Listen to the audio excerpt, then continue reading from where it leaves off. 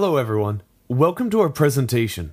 Today we are going to talk about coaching question skills as described in the book Coaching Questions by Tony Stolfus. Questions are at the heart of a coach's toolkit. Asking questions is important for many reasons. 5 great reasons to ask questions are as follows. 1. All the information is with the client. Nobody knows more about the client than the client. It is a coach's job to find out the client's situation, what they wish to achieve from coaching, and what in their life they can change to attain their goals. All of that information sits with the client. 2. Asking creates buy-in. Clients are more likely to implement their own ideas and solutions.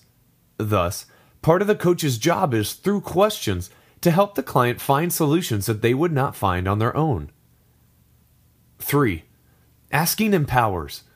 When the coach asks for the client's ideas and validates the good ones, the coach is sending a powerful message that the client is smart, capable, and empowered. 4. Asking creates leadership capacity. If, through the coach's questions, a client sees a problem and is moved to resolve it, the client is taking responsibility. This trains the client to take responsibility and eventually develop leadership skills. 5. Asking creates authenticity. Asking shows that the coach is really interested in the client and gives the client the opportunity to talk about themselves. This interest will build trust and encourage clients to talk about things they really care about, which often leads to transformational change. Coaches should ask many questions. However, some questions are definitely more powerful than others. Discussed below are the top 10 coaching question mistakes. 1. Closed questions. Closed questions mean that the coach is directing the conversation and the client is able to give the simple, expected answer. Too many closed questions will shut people down. Open questions require the client to think and analyze, which often leads them to create their own solutions. To convert a closed question to an open question, add the word what, why, or how to it. For example, a closed question would be, can you realistically take that on too? Open question. How would your life change if you take that on too? 2. Solution-oriented questions. Solution-oriented questions are a special type of closed question where the coach gives the client the answer in the question. Example, shouldn't you go jogging with your spouse? Solution questions often have you as the second word. Would you? Don't you? Can you? Are you? 3. Seeking the one true question. Many new coaches think if they find the perfect question, they will unlock the client's secret. Thus, they often pause before asking another question so they can seek the perfect one. In reality, coaching is a process and what matters is the conversation overall, not the most perfect question. 4. Rambling questions. Coaches will ask unclear, rambling questions when they don't know how or what to ask. It is better to sit quietly for a moment and frame a good question rather than ramble. 5. Interpretive questions. Interpretive questions are when the coach takes a leap about what the client is saying before they say it. For example, a client says that they are not getting the support they need on their current project, so they find themselves looking at the clock wishing their day was done. Then the coach says, "How long have you hated your job?" The client says, "I don't hate my job." The coach interpreted the client's statement as they hated their job. A better question would be, what triggers you to look at the clock and wish your day was over? 6. Rhetorical questions. Rhetorical questions are actually judgmental or emotional statements. For example, are you really going to throw away your career like that? A rhetorical question will immediately reduce the client's trust and create a defensive response and/or cause the client to shut down. 7. Leading questions. Leading questions subtly point the client towards a certain answer the coach wants. For example, how would you describe that feeling? Discouraged? If a coach catches himself asking a leading question, the coach can add more options or the opposite ending. For example, will that new position take time away from your family, or will it open the doors to the type of family time you truly want? Neglecting to interrupt. A skilled interruption is very important to the coaching process. At times, the conversation can move toward unproductive topics, or the client will include large amounts of irrelevant details.